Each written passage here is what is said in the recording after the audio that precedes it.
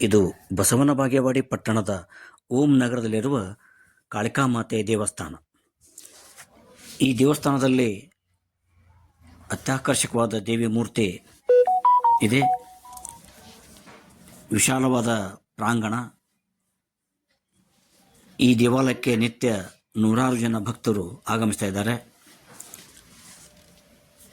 ನಿತ್ಯ ದೇವಿಗೆ ಪೂಜಾಭಿಷೇಕ ಆಗುತ್ತವೆ.